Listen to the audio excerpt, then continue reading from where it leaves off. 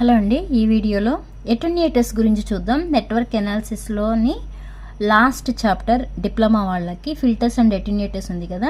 ఈ వీడియోలో అటెన్యూయేటర్స్ గురించి చూద్దామండి. Attenuator definition: it is a 4 terminal resistive network. Attenuator ఏంటండి? 4 టర్మినల్ రెసిస్టివ్ నెట్వర్క్. ఆ 4 టర్మినల్ ఎక్కడి నుంచి వచ్చినాయి అంటే ఈ అటెన్యూయేటర్ అనేది 2 port network.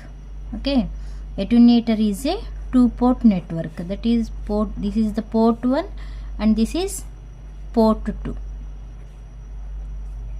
Attenuator is a 2 port network అంటున్నాం కదా. ఈ 2 ఇది port 1 port 2, that is 1 dash is 2 terminals and 2 dash is also 2 terminals. 2 plus 2 4. Okay, attenuator is a 4 terminal సరిపోయింది కదా. రెసిస్టివ్ నెట్వర్క్ అంటున్నాం. రెసిస్టివ్ నెట్వర్క్ అంటే మీరు ఏ సర్క్యూట్ అయినా డ్రా చేసేటప్పుడు ఆ నెట్వర్క్లో ఉన్న అన్ని కాంపోనెంట్స్ రెసిస్టర్ కాంపోనెంట్సే ఉంటే దాన్ని రెసిస్టివ్ నెట్వర్క్ అంటాం. అంటే అటెన్యూయేటర్స్లో T type, pi type and different attenuators ఉన్నాయి కదా. ఆ అటెన్యూయేటర్స్లో మీరు యూజ్ చేసేది ఓన్లీ రెసిస్టర్ కాంపోనెంట్స్. అందుకే attenuator is a 4 terminal resistive network. మరి అటెన్యూయేటర్ ఎందుకు యూజ్ చేస్తున్నామంటే it is used for reducing the signal level by a given amount. Signal లెవెల్ని రెడ్యూస్ చేయడం కోసం ఈ అటెన్యూయేటర్స్ అనేవి యూజ్ చేస్తాము. Depending upon the type of construction there are 2 types of attenuators.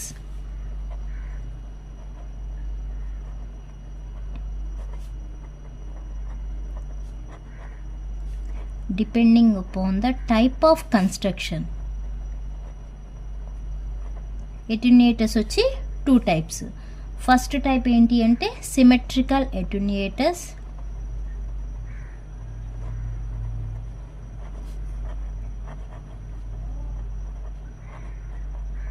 Second type asymmetrical attenuators. Symmetrical attenuators, asymmetrical attenuators. Again, the symmetrical attenuators are divided into 4 types. Okay, symmetrical attenuators are divided into 4 types. First type వచ్చి T-type attenuators.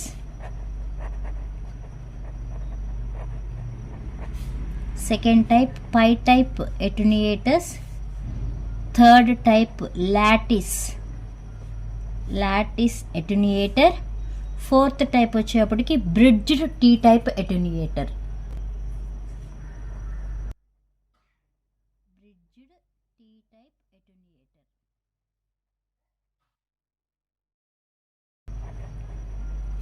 Okay, symmetrical attenuators are divided into 4 types: T type attenuator, pi type attenuator, lattice attenuator and bridged T type attenuators. ఇప్పుడు definition అనేది చెప్పాము. మరి attenuators units ఏంటి అంటే decibels units. Okay, attenuators units వచ్చి decibels. Okay, attenuation units వచ్చేప్పుడు decibels అంటున్నాం కదా. Attenuation in decibels equal to formula మనకి 10 log base 10 P1/P2.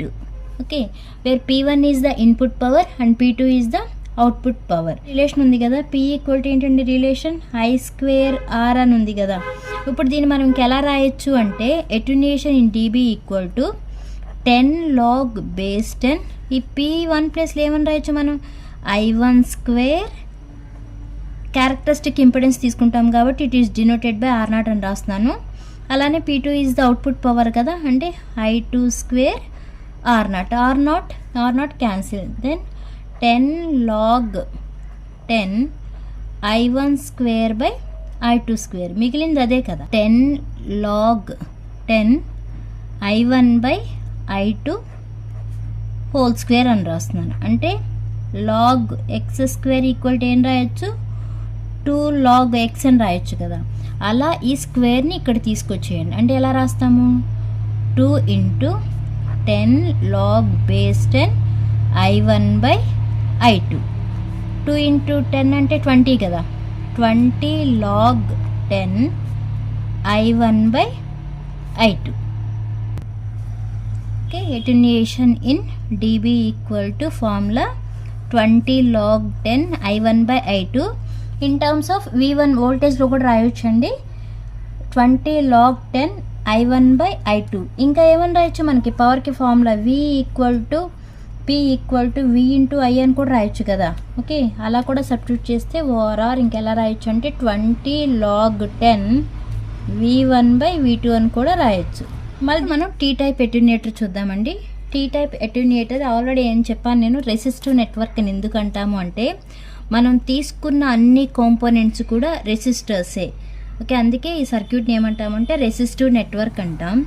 ఈ రెసిస్టర్లో ఫ్లో అయ్యే కరెంట్ని I1 అని తీసుకుంటున్నాను. ఈ రెండు సిరీస్లో ఉన్నాయి, ఇది ప్యారలల్లో ఉంది. ఇక్కడ ఫ్లో అయ్యే కరెంట్నేమో I2 అని తీసుకుంటున్నాను. ఇప్పుడు దీనిలో ఫ్లో అయ్యే కరెంట్ ఏమవుతుంది, I1 - I2 అవుతుంది. ఇప్పుడు దాన్ని బట్టి ఇక్కడ KVL అప్లై చేయండి.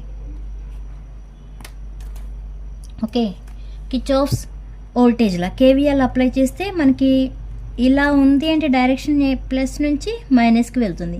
అదే కరెంట్ అనేది ఇటు కూడా ఫ్లో అవుతుంది కాబట్టి ఈ రెసిస్టర్లో కూడా ప్లస్ మైనస్. ఇక్కడ కరెంట్ అనేది ఈ డైరెక్షన్లో ఫ్లో అవుతుంది కాబట్టి ఇక్కడ ప్లస్ మైనస్ అవుతుంది. ఓకే, ఇక్కడ మనం అప్లై KVL, ఈ లూప్లో KVL అప్లై చేసాము. తీసుకున్న డైరెక్షన్ ఏంటి, clock wise direction. Clock wise direction కాబట్టి మైనస్ నుంచి ప్లస్కి ఉంది కాబట్టి ఏమని రాస్తాము, అప్లై KVL. ఓకే, ఏం రాస్తాం, R2 of I1 - I2.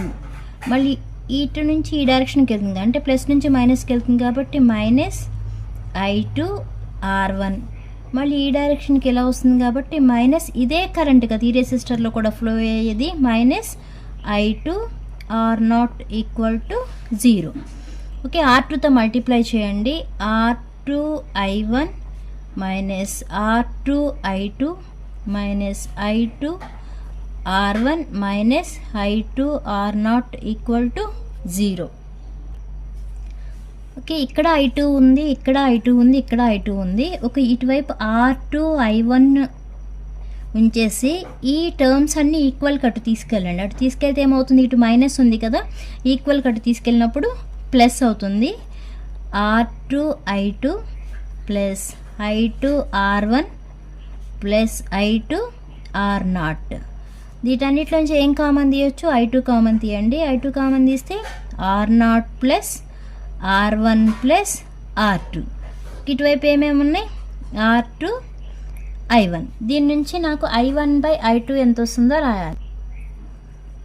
Okay, I1 ఈ బైని తీసుకొచ్చేసేయండి. I1/I2 = ఇక్కడ ఉన్నది ఇంత మీకు R0 + R1 + R2 ఈ R2 ఇటు వస్తుంది.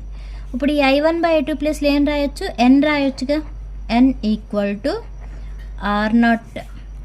I1/I2 = N.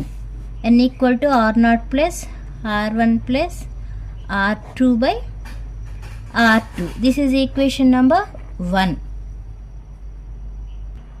నెక్స్ట్ ఏం ఫైండ్ అవుట్ చేయాలంటే మనం టోటల్గా ఏం ఫైండ్ అవుట్ చేయాలి, టీ టైప్ కానీ పై టైప్ కానీ అటెన్యూయేటర్ డిజైన్ చేయాలి అంటే మనం R1 values R2 values find out చేయాలి.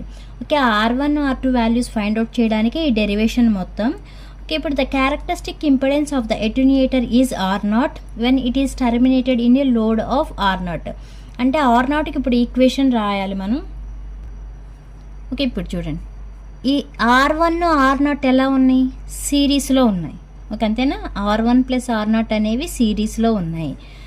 ఈ రెండు దీనికి ఎలా ఉన్నాయి, ప్యారలల్లో ఉన్నాయి. అంటే మనకు సర్క్యూట్ అనేది ఇప్పుడు ఈ రెండు సిరీస్లో ఉన్నాయిగా, అంటే ఇలా ఉన్నట్టు మనకి మీనింగ్. ఇది R1 R0 ఈ రెండు సిరీస్లో ఉన్నాయి. దీనికి ఇది ఎలా ఉంది, ప్యారలల్లో ఉంది. అంటే ఏమవుతుంది, R2 ప్యారలల్ R1 + R0 అవుతుంది. మరి మొత్తానికి ఈ R1 ఎలా ఉంది, సిరీస్లో ఉంది. అంటే టోటల్గా ఏమవుతుంది, R1 + R2 parallel R1 + R0.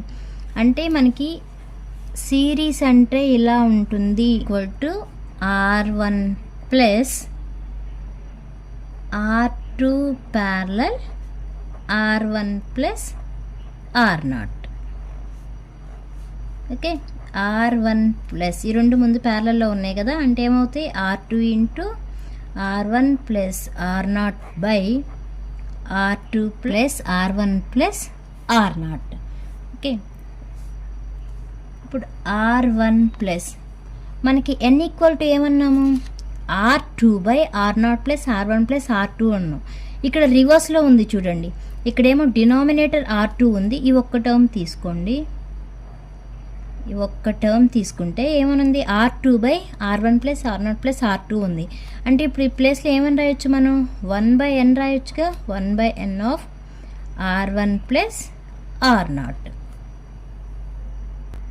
Okay, R0 equal to R1 plus 1/n into R1 plus R0 కదా. ఎల్సిఎం చేయండి, ఎల్సిఎం చేస్తే ఏమవుతుంది, R1 into n plus R1 plus R0 equal to n equal to R0. ఇప్పుడు cross multiply చేయండి, cross multiply చేస్తే ఏమవుతుంది, n into R0 equal to n into R1 plus R1 plus R0.